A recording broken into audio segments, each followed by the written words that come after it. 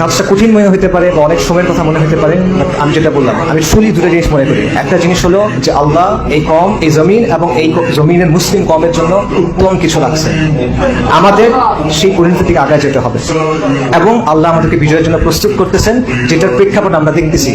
100 বছর পর দামাসকাস আহলুস সুন্নাহ ওয়াল জামাত হাতে আসছে, খুরাসানে তাওহীদের পতাকা উঠতেছে, আফগানিস্তানে আল্লাহর জমিনে আল্লাহর আইন কায়েম হয়েছে, হিন্দুকুশের গোত্রগুলা, গর্বিত এবং সম্মানিত গোত্রগুলো আবারও বিদ্রোহ করতেছে। যারা দশকের পর দশক ইংরেজের বিরুদ্ধে জিহাদ করছে, তারা আজকে আবার বিদ্রোহ করতেছে কুফরি নিজামের বিরুদ্ধে। কাশ্মীরের গর্বিত যে মানুষরা, তারা হিন্দুত্ববাদের বিরুদ্ধে বিদ্রোহ করতে চাচ্ছে। আর আমরা পশ্চিম আফ্রিকা থেকে বিজয়ের সুঘ্রাণ পাচ্ছি, আমরা সাহেল থেকে বিজয়ের সুঘ্রাণ পাচ্ছি। ইনশাআল্লাহুল আজিজ, ইনশাআল্লাহ আমরা অতি শীঘ্র সুসংবাদ পাবো। আল্লাহ এই উম্মতকে বিজয় দিবেন, আল্লাহ উম্মতে মুহাম্মাদীকে বিজয় দিবেন, আল্লাহ উম্মতে মুসলিমাকে বিজয় দিবেন। এটা প্রতিশ্রুতি, এই প্রতিশ্রুতি আমাদের কাছে আছে। এই প্রতিশ্রুতি কে দিচ্ছেন?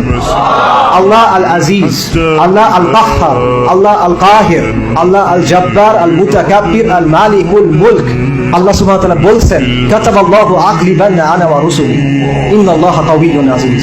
আল্লাহ সুবহানাহু ওয়া তাআলা আমাদের বিজয় দিবেন, সেই বিজয়ের জন্য প্রস্তুতি নেন। আল্লাহ আমাদের বিজয়ের জন্য প্রস্তুত করতেছেন, আপনি প্রস্তুত হন। নিজেকে প্রস্তুত করেন, যে সমাজকে প্রস্তুত করেন, যে পরিবারকে প্রস্তুত করেন, এই মাটিকে প্রস্তুত করেন, ওই কাফেলাকে প্রস্তুত করেন এবং ওই প্রজন্মকে প্রস্তুত করেন, ওই প্রজন্মকে প্রস্তুত করেন যেটা বিজয়ী প্রজন্ম হবে।